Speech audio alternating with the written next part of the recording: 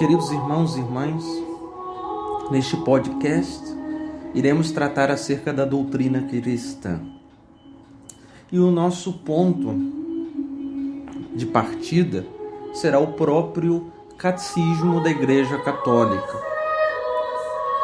Aqui o padre convida cada um de vocês que são católicos a adquirirem o novo Catecismo da Igreja Católica. O catecismo promulgado por João Paulo II. É fundamental que um católico tenha um catecismo em sua casa. Não adianta você ter as Sagradas Escrituras, a Bíblia, se você não tem o óculos que a Santa Igreja colocará em seus olhos, para que consigamos enxergar nitidamente aquilo que a Palavra de Deus está nos ensinando.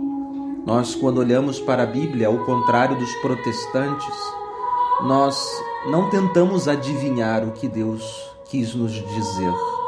Nós vamos atrás daquela mestra, aquela que conheceu o próprio Jesus, que é a Santa Igreja.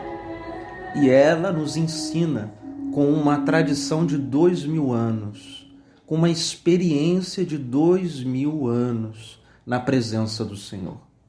E assim, o magistério, este magistério que os apóstolos tinham, que receberam do próprio Senhor, ide por todo o mundo e fazei discípulos, disse Jesus.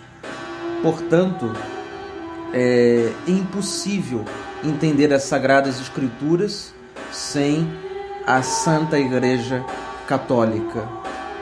Santo Agostinho, doutor da Igreja, disse que ele cria nas Escrituras justamente e apenas pela autoridade da Igreja. Que se a Igreja dissesse que aqueles livros não fossem revelados, ele assim também deixaria de crer. A razão que estes livros sagrados nós acreditamos serem a palavra de Deus é pelo testemunho milenar da Igreja, que demorou séculos para definir quais daqueles livros escritos na Igreja primitiva eram inspiração do Espírito Santo. Quais deles foram escritos à luz dos apóstolos. Então, por isso é fundamental que nós tenhamos um olhar católico. Porque hoje, quando nós afirmamos acerca de cristianismo, nós temos falsos cristãos espalhados pelo mundo. O que seriam os falsos cristãos? Esses falsos cristãos são aqueles que estão induzidos pelo erro. Então há um falso cristianismo, estão sendo levados por uma heresia, por um erro de fé. Então há muitas interpretações acerca de um único evangelho e de uma única fé.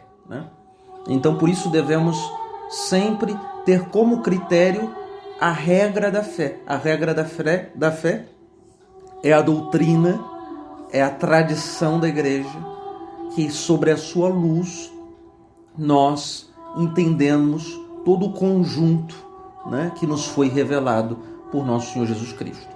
Bom, a pergunta que nos fizemos no começo desse podcast é se a Igreja é santa.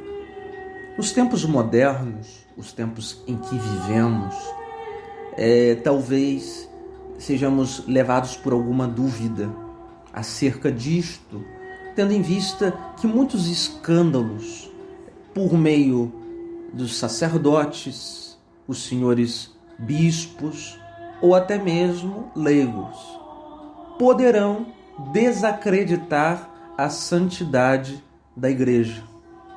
Mas aqui nós vamos tentar esclarecer isso, iluminados pela doutrina católica, obviamente. Não? Porque as pessoas podem talvez se perguntarem, mas há tantos pecados na Igreja, há tanta infidelidade, padres que abandonam o sacerdócio,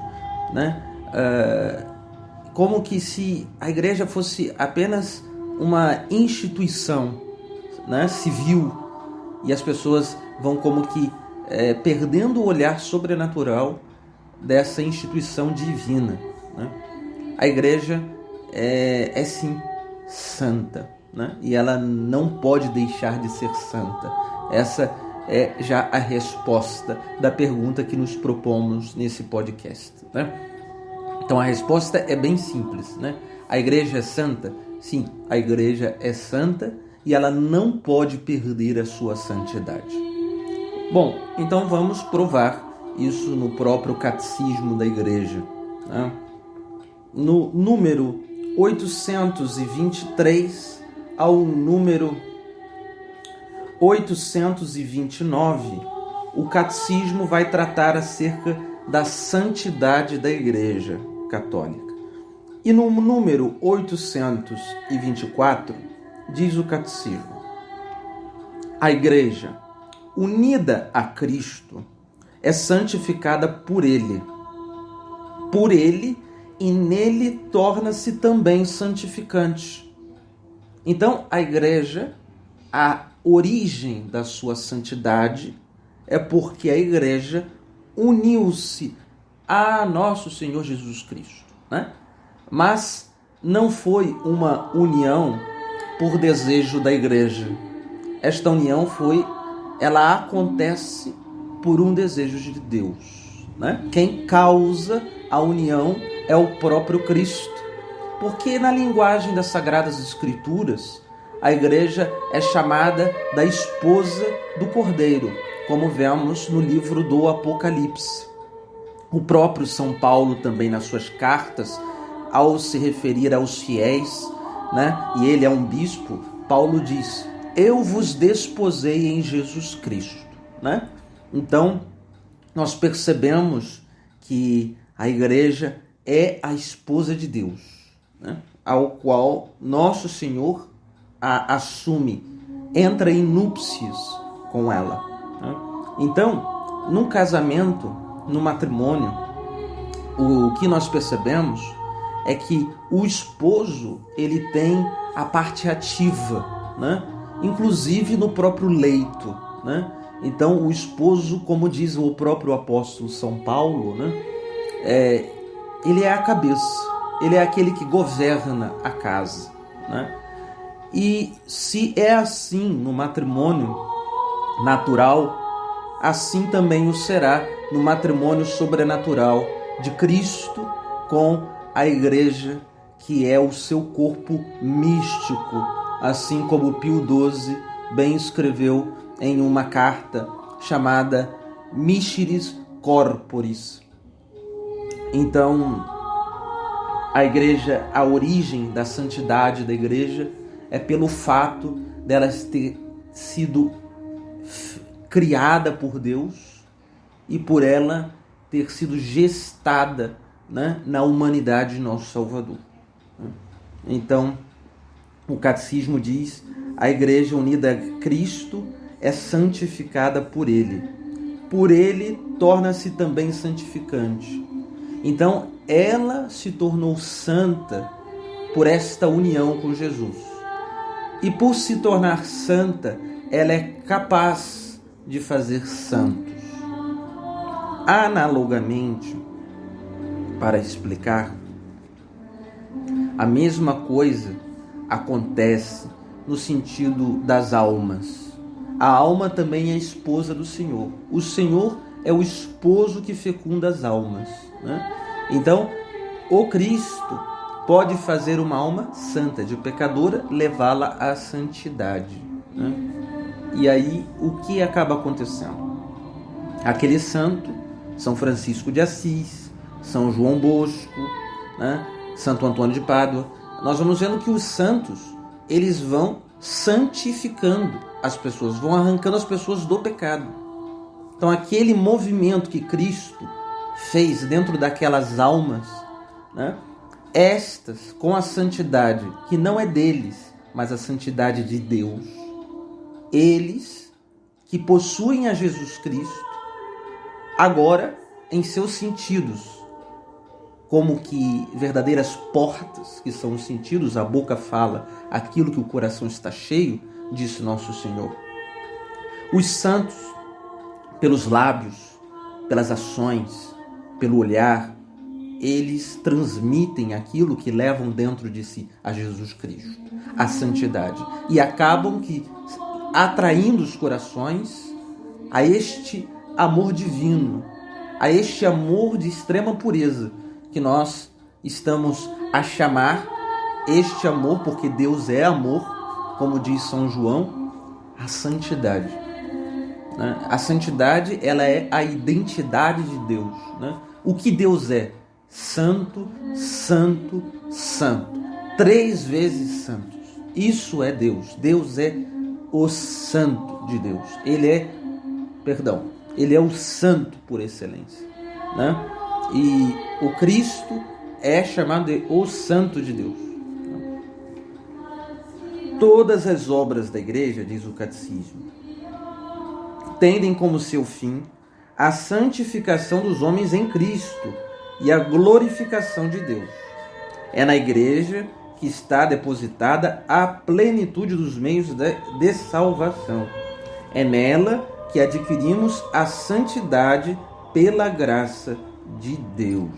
Pela graça de Deus. E lá, no número 823, o catecismo diz assim: a igreja é aos olhos da fé indefectivelmente santa, pois Cristo, Filho de Deus, que com o Pai e o Espírito Santo é proclamado o único santo, amou a igreja como sua esposa. Por ela se entregou com o fim de santificá-la.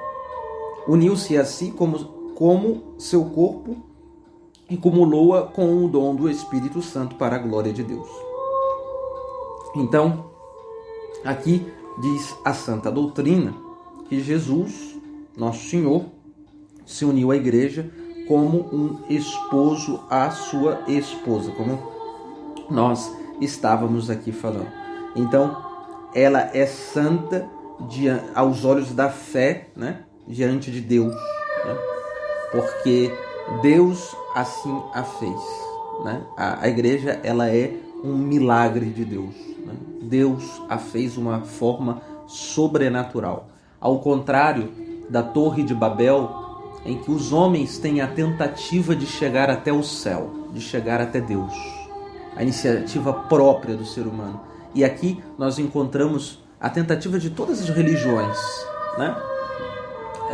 Não é o fato de que as falsas religiões, as outras religiões, que são pessoas más, nós estamos dizendo isso, mas dentro da alma humana existe esse desejo, sempre existiu o desejo de encontrar a Deus, de encontrar a vida sobrenatural. Isso é um desejo inato dentro da alma, Por isso, as civilizações primitivas, nós não encontramos nenhuma que fosse ateia, até pelos riscos que existem na arqueologia, nas cavernas. Sempre o homem se enxergava debaixo de uma divindade. Por exemplo, os espanhóis, quando chegaram aos índios astecas no México, já encontraram as suas divindades, porém com muitos erros. Ali havia muitos erros que precisavam ser corrigidos e era preciso converter aqueles homens para a verdadeira fé, para o verdadeiro Deus. Depois, os indígenas no Brasil, a mesma coisa. Eles já acreditavam nos seus deuses, nas divindades do sol, E assim ninguém ensinou eles a ter religião. Então, o homem, ele tende a Deus, Ele tem um desejo de Deus. Podemos até talvez dizer hoje em dia, que esses astronautas, cientistas, que tentam achar uma vida fora do planeta, seja o desejo inato na alma humana de encontrar uma vida fora da Terra, porque este é o desejo do homem, Porém, a igreja, ela por excelência tem esta verdade, porque não é como a Torre de Babel. As religiões, elas estão tentando fazer o movimento da Torre de Babel. Qual é o movimento? De construir o seu próprio caminho até Deus. Homens iluminados, meio que profetas, como assim se dizem, que querem ser portadores da vontade divina para a humanidade. O que nós percebemos é que essas religiões, o discurso religioso não se